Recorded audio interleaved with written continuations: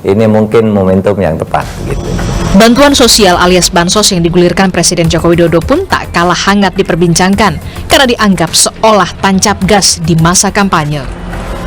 Yang pertama tadi tidak ada kedaruratan, kemudian yang kedua kenapa memaksakan, kemudian yang ketiga juga mengapa Presiden sendiri harus membagikan kemana-mana dan terlihat ini di daerah-daerah yang memang jumlah pemilihnya banyak dan di mana 02 ini masih belum terlalu suaranya terlalu bagus seperti di Jawa. Sehingga bansos bukan kebijakan presiden. Bansos adalah kebijakan politik dari politik anggaran yang ada di DPR RI, sehingga pembagian bansos jangan dipolitisasi. Tak sepaham bansos dipolitisasi dan dianggap menguntungkan paslon 2, begini kata TKN Prabowo Gibran.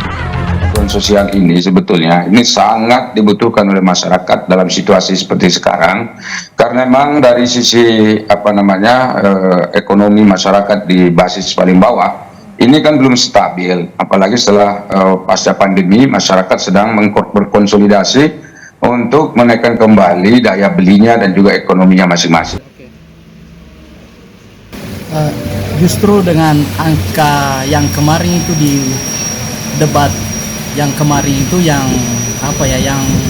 ada salah satu paslon yang memberikan penilaian di Pak Prabowo, justru itu yang membuat kami makin kuat dan saya sudah bertekad untuk menyerahkan jiwa dan raga saya untuk membela Pak Prabowo khususnya di Sulawesi Selatan melalui organisasi Prabowo Mania 08. Dan alhamdulillah kita sudah eksis ini 24 kabupaten kota terbentuk dan semuanya bekerja. Ya setidaknya kita targetnya itu yang menang banyak. Bagaimana sehingga karena ini adalah putra-putra terbaik bangsa juga, jadi bagaimana itu mereka mengadu gagasan tanpa lagi ada kayak menjatuhkan dengan yang lain, begitu harapan kami. Jadi selain saya selaku Ketua DPC Makassar, kita akan juga minta ketua dari DPD bahwa marilah bekerja sesuai dengan mandat. Yang ini kan salah satu juga saya yang keempat kalinya. Kebutuhan ini memang batin yang berbicara menang satu putaran. Untuk